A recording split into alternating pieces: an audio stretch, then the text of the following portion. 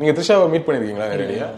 ஆட்டிடியூடே இல்லாத ஒரு நபர், வெரி கூல், எல்லாருக்குமே பிடித்த ஒரு ஒரு ஹீரோயினா இருக்கிறாங்க, பிடிச்ச ஒரு பர்சனா இருக்கிறாங்க. அந்த ஹீரோயின்ஸ்னா அந்த ஒரு இது இருக்கும் இல்லையா, அப்படி கிடையவே கிடையாது. she can talk to me அந்த மாதிரி ஒரு வெரி வெரி ஜென்யூன். எத்தனை இண்டஸ்ட்ரீஸ் பார்த்துட்டு வந்திருக்காங்க எல்லாம், but she is always that simple girl.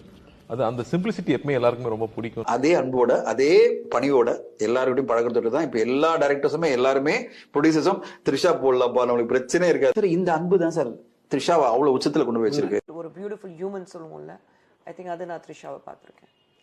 எந்த பொறாமை இருக்காது, யார் பத்தியும் தப்பா பேசாது. அது அவ உண்டு, என் வேலை உண்டு, என் வேலையை நான் ஜெயிக்கணும், அவ்வளவுதான். இந்த சிக்கல்லையும் த்ரிஷா மாட்டிக்கிட்டு தான் சொல்லவே முடியாது. ஒரு தயாரிப்பாளரோட த்ரிஷா பிரச்சனை அப்படின்னு சொல்ல முடியாது.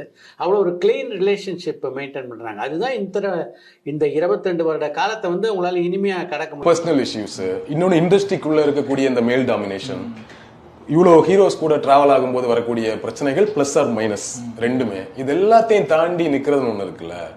இதுல என்ன ஒரு நல்ல விஷயம்னா, அவங்க எங்கேயுமே பேசினதே கிடையாது. நான் இவ்வளவு தூரம் வேதனைப்பட்டிருக்கேன், துயரப்பட்டிருக்கேன், துன்பப்பட்டிருக்கேன்னு பேசினதே கிடையாது.